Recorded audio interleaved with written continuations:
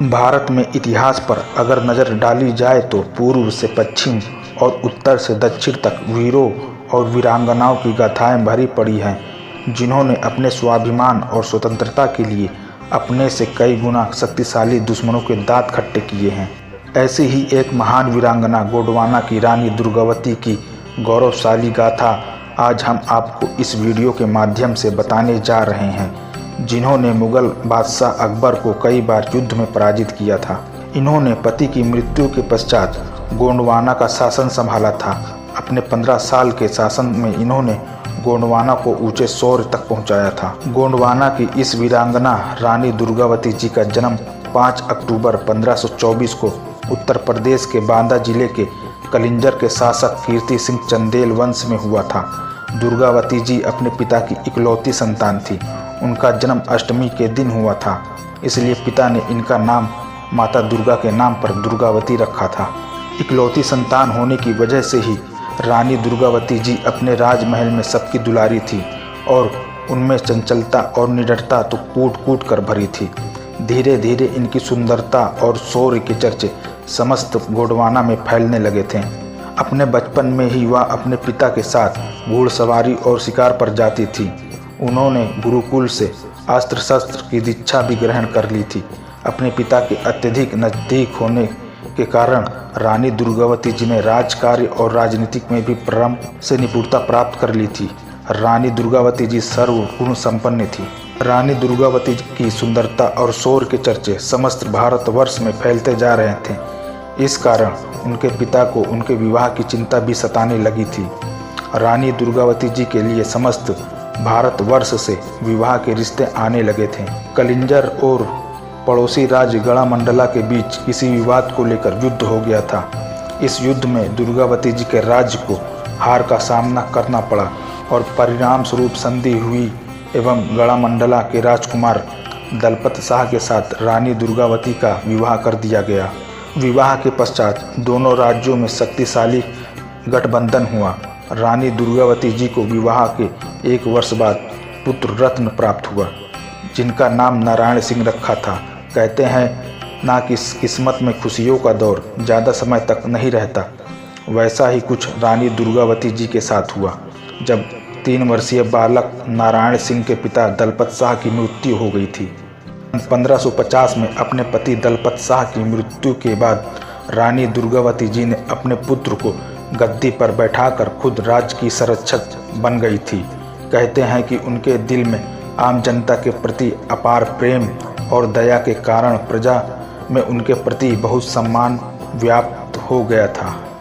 रानी दुर्गावती जी ने सिंगौरगढ़ किले को अपनी मुख्य राजधानी बनाया था, किंतु सामरिक दृष्टि से कमज़ोर होने के कारण उन्होंने अपनी राजनीतिक कौशल से अपनी राजधानी को चौरागढ़ में स्थानांतरित कर दिया। यह किला वर्तमान में नरसिंहपुर जिले में गाडरवारा में है। चौरागढ़ किला चारों ओर से ऊंचे पहाड़ों और जंगलों एवं नदी नालों से घिरा होने के कारण बहुत सुरक्षित था। इस कारण दुर्गावती जी की सैन्य शक्ति बहुत सुदृढ़ हो गई थी। वहीं दूसरी ओर शेरशाह सूरी की बुरी नज़र गोंडवाना की विशाल साम्राज्य पर पड़ चुकी थी। दुर्गावती जी ने अपने राज्य में प्रजा हित कई जगहों पर मंदिरों और भवनों के साथ अपने राज्य में आने जाने वाले राहीगरों के लिए कई धर्मशालाएं भी बनवाई थी। कुछ समय बाद युद्ध में शेरशाह सूरी की मृत्यु हो गई और उसके राज्य पर शुजात खान ने कब्जा कर लिया। शुजात खान बहुत महत्वाकांक्षी शासक था। इसी मंशा के कारण उसने रानी दुर्गावती जी को महिला और कमज़ोर समझकर उनके राज्य पर आक्रमण कर दिया, किंतु वीरांगना दुर्गावती जी के मजबूत इरादों और कुशल नेतृत्व के कारण शुजात खान की पराजय हुई। इस विजय से रानी दुर्गावती जी की कीर्ति और अधिक फैल गई। रानी दुर्गावती की कीर्ति आगरा तक पहुंच चुकी थी और उनके बढ़ते प्रभाव के कारण मुगल बादशाह अकबर की भी नींद उड़ चुकी थी, किंतु वीरांगना से बिना बात के युद्ध करना उसे अपनी बहुत बड़ी बेवकूफ़ी लगी, क्योंकि वह जानता था कि एक कमज़ोर महिला समझने की भूल करेगा तो मुंह की खाएगा। अकबर ने कूटनीति चली और रानी दुर्गावती के पास संधि संदेश भेजा कि वह युद्ध करना नहीं चाहता और उसे दोस्ती के रूप में आपसे आपका प्रिय सफ़ेद हाथी सरमन और आपका वजीर आधार सिंह भेंट स्वरूप चाहिए। वरना मुगल सल्तनत आपसे युद्ध करने को मजबूर हो जाएगा। स्वाभिमानी रानी दुर्गावती जी ने यह प्रस्ताव ठुकरा दिया। इस कारण अकबर को युद्ध करने की वजह मिल गई। अकबर ने अपने करीबी रिश्तेदार आसफ खां को सेना का नेतृत्व देकर आक्रमण के लिए भेज दिया। आसफ खां ने गोंडवाना पर आक्रमण कर दिया था। इस युद्ध के लिए दुर्गावती जी पहले से तैयार थीं। जबलपुर के नज़दीक दोनों सेनाओं में भीषण युद्ध हुआ। इस युद्ध में मुगलों के पांव उखड़ गए और उनकी सेना युद्ध छोड़कर भाग गई। इस हार से अकबर तिलमिला गया था और एक विशाल सेना को तोपखानों के साथ गोंडवाना की तरफ रवाना कर दिया। इस बार मुगल सेना ने अपनी सारी शक्ति इस युद्ध में झोंक दी थी, किंतु रानी दुर्गावती के मजबूत इरादे इस बार कुछ और ही थे। 24 जून 1564 के दिन दोनों सेनाओं में भीषण युद्ध हुआ। दुर्गावती जी और उनकी सेनाओं ने केसरिया धारण कर युद्ध किया। युद्ध में दोनों ओर भारी क्षति हुई।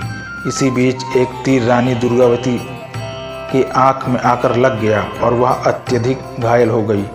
रानी दुर्गावती जी ने अपने पुत्र को सुरक्षित युद्ध से निकाल दिया। वह जान चुकी थी कि मृत्यु निश्चित है, इसलिए अपने सेनापति से कहा कि हमें आखिरी युद्ध करना है।